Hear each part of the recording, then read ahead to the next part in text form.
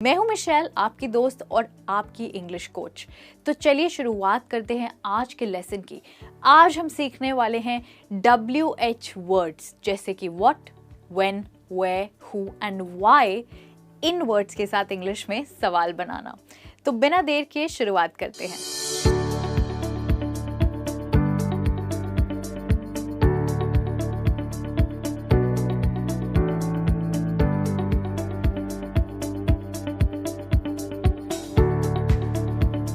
सबसे पहले हम देखते हैं कि हम व्हाट के साथ क्वेश्चन कब बनाएंगे।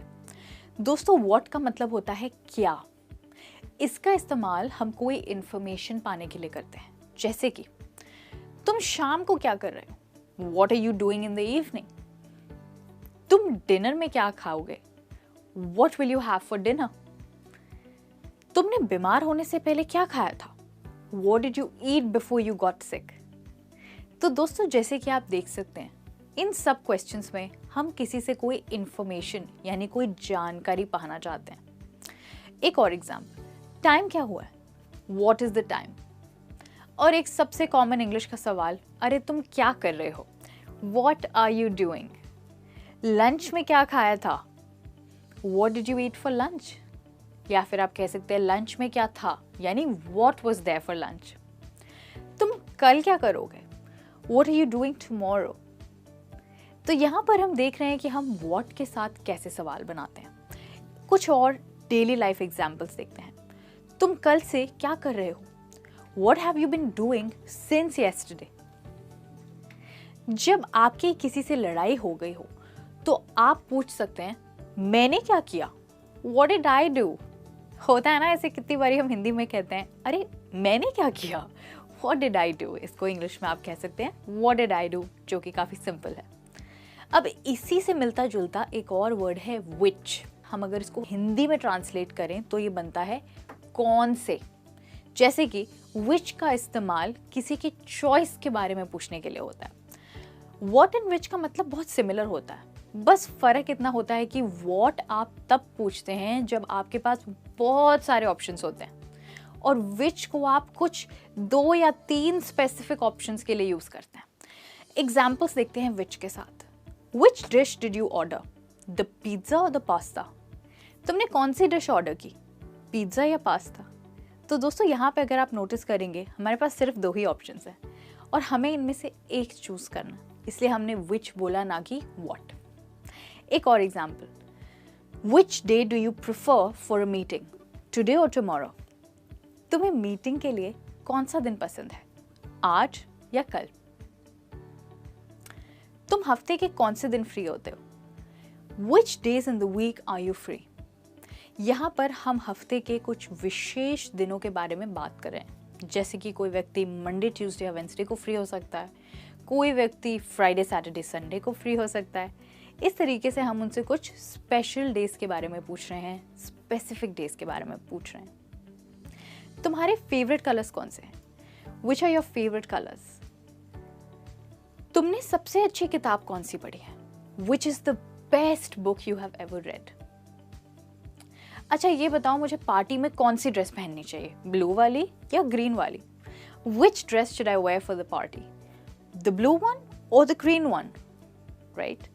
तो इस तरीके से दोस्तों आप विच के साथ सवाल बना सकते हैं उस समय में जब आप किसी से पूछना चाहते हैं कि कुछ गिवन ऑप्शंस में से उन्हें कौन सा चूज करना है। तो चॉइस पूछने के लिए आप इस्तेमाल करेंगे which, और इंफॉर्मेशन पाने के लिए आप इस्तेमाल करेंगे what। अब दोस्तों बात करते हैं when की। जब हम टाइम या डेट के बारे में जानकारी चाहते हैं तो हम when का इस्तेमाल करते हैं। हिंदी में when का मतलब होता है कब, जैसे कि तुम वापस कब आ रहे हो, when are you coming back। या फिर आप कह सकते हैं तुम बैंगलोर से कब वापस आए, When did you come back from Bangalore? When is his birthday? उसका बर्थडे कब है। When will the meeting start? Meeting कब शुरू होगी। तो दोस्तों, ये थे कुछ डेली लाइफ के सिंपल क्वेश्चंस जो आप when के साथ टाइम के बारे में जानकारी पाने के लिए इस्तेमाल कर सकते हैं। अब बात करते हैं हिंदी वर्ड कहाँ की, कहाँ जा रहे हो। इसको आप इंग्लिश में क्या कहेंगे, वेल, इसको हम कहते हैं वेयर। जब हम किसी जगह के बारे में जानकारी पाना चाहते हैं तो हम इस्तेमाल करते हैं वेयर। तो जैसे कि वेयर आर यू गोइंग, तुम कहाँ जा रहे हो। अरे तुमने मेरा चार्जर कहाँ रखा, where did you keep my charger. तुम्हारा ऑफिस कहाँ है, where is your office located. तुम्हारी फैमिली कहाँ रहती है, where does your family live. मैंने तुम्हें कल शाम देखा था, तुम कहाँ जा रहे थे। I saw you last evening, where were you going. तुम वेकेशन पर कहाँ जा रहे हो, where are you going for your vacation. अच्छा, तुम आज से 2 साल बाद कहाँ रहोगे, where will you be living 2 years from now. तो दोस्तों, ये थे काफ़ी सारे सवाल जो मैंने आपको बताए। ये सारे आपकी डेली लाइफ कॉन्वर्सेशन से, रोज़मर्रा की परिस्थितियों से जुड़े हुए हैं। और जब आपको किसी से किसी जगह के बारे में जानकारी पानी होती है तो आप वेयर का इस्तेमाल करते हैं। अब बात करते हैं हमारे अगले क्वेश्चन वर्ड की, वो है हु। हम हु को तब यूज़ करते हैं जब हमें किसी व्यक्ति के बारे में जानकारी पानी हो, और इसको हिंदी में हम कहते हैं कौन। जैसे कि ये लड़का कौन है, Who is this guy? तुम कौन हो, Who are you? तुम इतनी रात को किससे बात कर रही थी, Who were you talking to this late at night? अरे कल रात मैच किसने जीता, Hey, who won the match last night? तुम्हारा बेस्ट फ्रेंड कौन है, Who is your best friend? अच्छा ये बताओ, तुम अपनी फैमिली में सबसे ज्यादा किससे प्यार करते हो, Who do you love the most in your family? तो ये थे कुछ once again simple example questions जिसमें हमने who यूज़ किया है किसी व्यक्ति के बारे में जानकारी पाने के लिए। अब दोस्तों, who से काफ़ी मिलता जुलता है हमारा अगला क्वेश्चन वर्ड, और वो है whom। whom का मतलब होता है किसको। इसका इस्तेमाल भी हम लोगों के बारे में पूछने के लिए ही करते हैं। कुछ एग्जाम्पल्स देखते हैं ताकि आप इसको बेहतर समझ पाएं। Whom did you see in the morning? तुमने आज सुबह किसको देखा। इसका जवाब हो सकता है Well, I saw Miss Michelle, my English teacher. मैंने सुबह अपने इंग्लिश टीचर मिस मिशेल को देखा।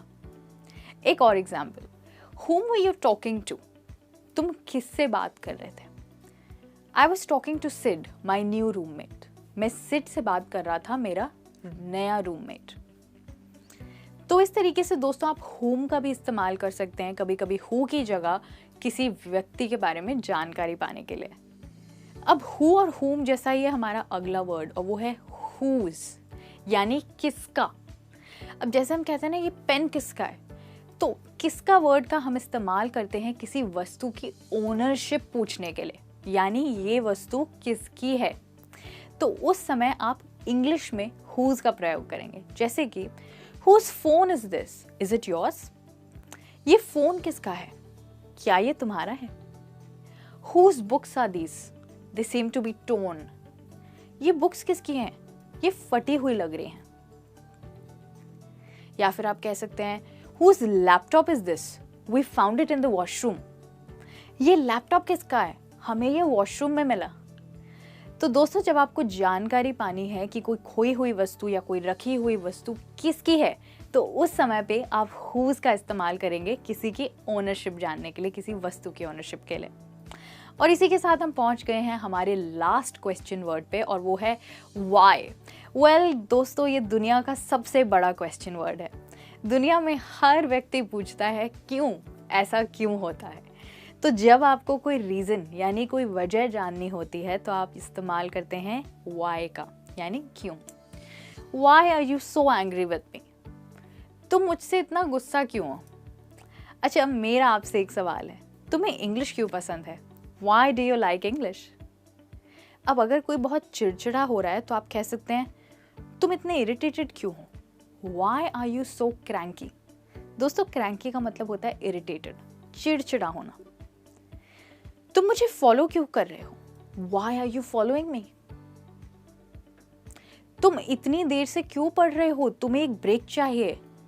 Why have you been studying for so long? You need a break. Ravi को रितिका क्यों पसंद है। Why does Ravi like Ritika?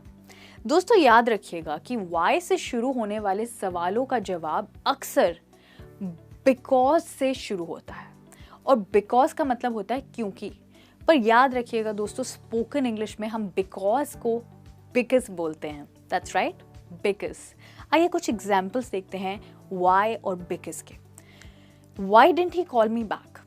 उसने मुझे कॉल बैक क्यों नहीं किया? Because he is busy at work, क्योंकि वह काम पर व्यस्त है। Why is he crying? वह रो क्यों रहा है? इसका जवाब हो सकता है because he failed in the test, क्योंकि वह टेस्ट में फेल हो गया।